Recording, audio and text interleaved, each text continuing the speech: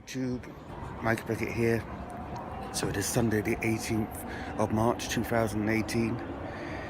I've not been making many videos recently, and the not making of videos is kind of what this is about, really.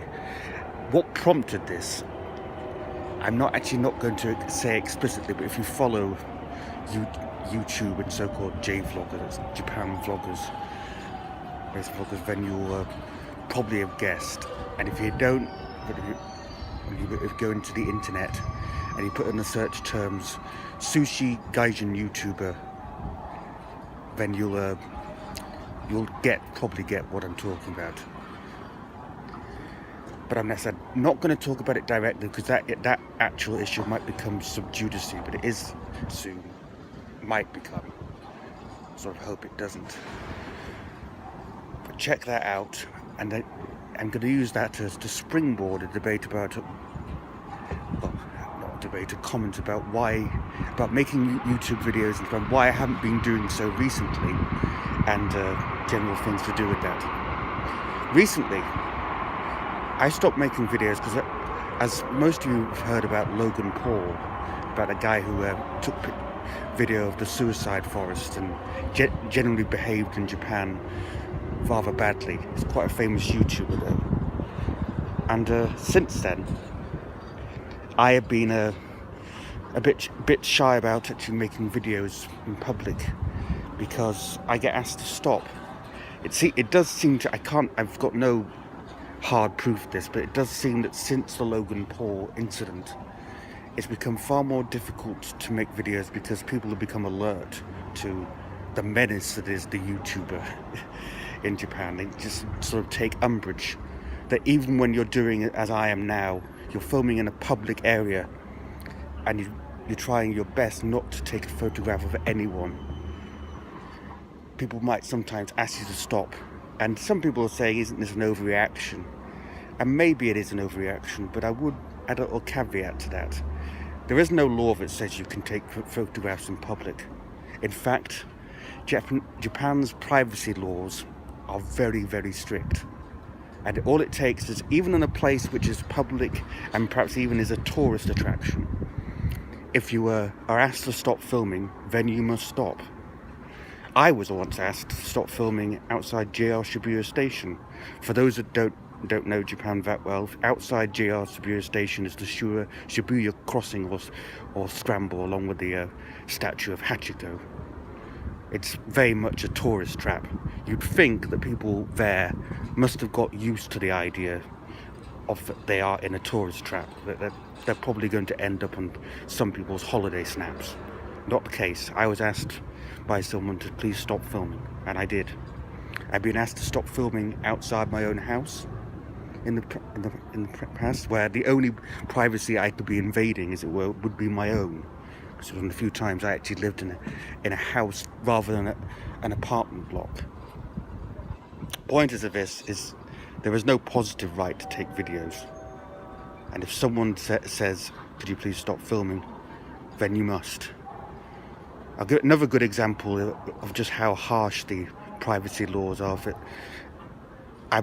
Pointed out to me by my colleagues at university. If I take a video and it includes, say, the registration number of a car, well, it would be astronomically bad luck if the owner of that car had somehow watched my video, saw that it was their car, and asked me to take it down. But that's potentially what could happen, because it is an invasion of privacy, even though you may park that same car outside my house, which does happen. And that's rather annoying, but yeah, it's a tricky thing.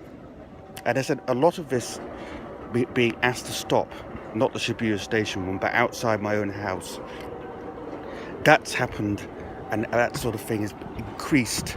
My being asked to stop has increased a lot since the Logan Paul incident. And as I said, I do get the feeling that Japan is just begun to notice, actually, that a lot of people are getting annoyed by this. You notice, for example, as I'm making this video, I'm walking around because I can see people to the right of me that might think I'm filming them, which of course I'm not. But that's another reason why I've not really been making videos as well, because it's just getting a bit too difficult.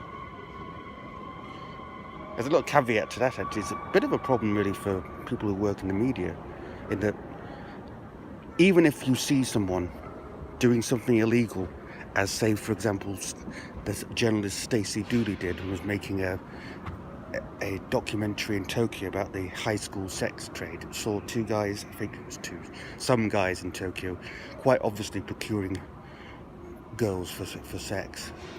Was stopped by the police and asked to destroy the footage, because you can't do that. It's one of the reasons why the press in Japan, the press freedom is, there are ex-Soviet states and Middle Eastern dictatorships where the freedom of press is considered to be higher than it is in Japan. So it is a bit of an issue. But I do have some sympathy for the YouTuber, but difficult to maintain that sympathy, because if you've been asked to stop, then you must stop. And no matter how much you say, but come on, it's a public place. The restaurant isn't really, but even where I am now, you must stop. Anyway. But genuinely, my videos are really, they're extended video messages to my parents and family and friends, really. They're not, back in Britain, they're not really interesting. But genuinely, again, it's more Logan Paul than this recent one, but this is one of the big reasons why I've sort of semi-stopped. I might start again and make a few when typhoon season happen, or should there be an earthquake, but yeah, it's too much hassle. Maybe I've been really unlucky at just getting the people who do actually complain, and I think part of it may be that outside of Tokyo, you are quite conspicuous as a non-Japanese person anyway, and even more conspicuous once you add in the fact that I have a disability. I am very noticeable. I don't know, it's just hypothesis. Anyway, ending here because it's getting on to 7 minutes and it's quite long. So thanks for listening. Bye.